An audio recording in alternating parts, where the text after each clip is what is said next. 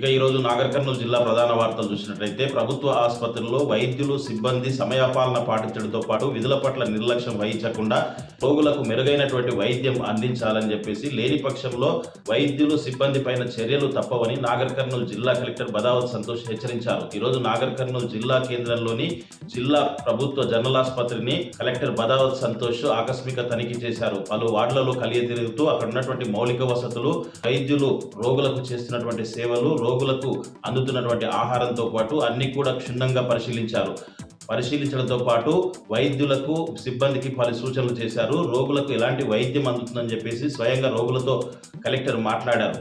Operation థియేటర్లు సేవల్లోకి తీసుకురావాలని చెప్పేసి దానికి సంబంధించినటువంటి నిధులు కూడా మంజూరు చేస్తామని చెప్పేసి కూడా ఆయన చెప్పినటువంటి పరిస్థితి కనిపించింది.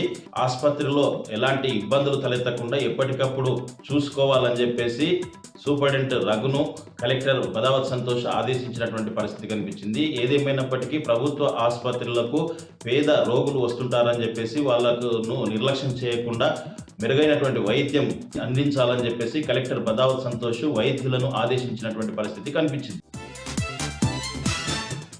మరొక వార్త చూసినట్టయితే విద్యార్థులు చదువులో మంచిగా రాణించి తమ బంగారు భవిష్యత్తుకు బాటలు వేసుకొని తమ గోల్ను రీచ్ అయ్యే విధంగా కృషి చేయాలని చెప్పేసి Nagar Kurnool legal cell services authority కార్యదర్శి నసీం సుల్తానా విద్యార్థులకు పిలుపునిచ్చారు. నాగర్ కర్నూల్ న్యాయ సేవా అధికార సంస్థ ఆధ్వర్యంలో తాడూరు కస్తూరిబా గాంధీ పాఠశాలలో ఈరోజు న్యాయ విజ్ఞాన సదస్సును ఏర్పాటు చేశారు. ఈ సదస్సుకు ముఖ్య అతిథిగా లీగల్ సెల్ సర్వీసెస్ అథారిటీ కార్యదర్శి నసీం సుల్తానా ముఖ్య అతిథిగా హాజరై విద్యార్థులకు న్యాయ విజ్ఞాన బోధనతో పాటు పలు అంశాలపైన సూచనలు చేసినటువంటి పరిస్థితి కనిపించింది. ఈ సందర్భంగా విద్యార్థులు మంచిగా చదివి తమ బంగారు భవిష్యత్తుకు బాటలు వేసుకోవాలని సూచించారు. అనంతరం ఆమె వాళ్ళకు అందుతున్నటువంటి సేవలు, వాళ్ళకు అందుతున్నటువంటి భోజనం, తర్వాత మెనూకు సంబంధించి వంటశాలలో వంటల గురించి అన్నీ కూడా ఆమె తనిఖీ చేశారు.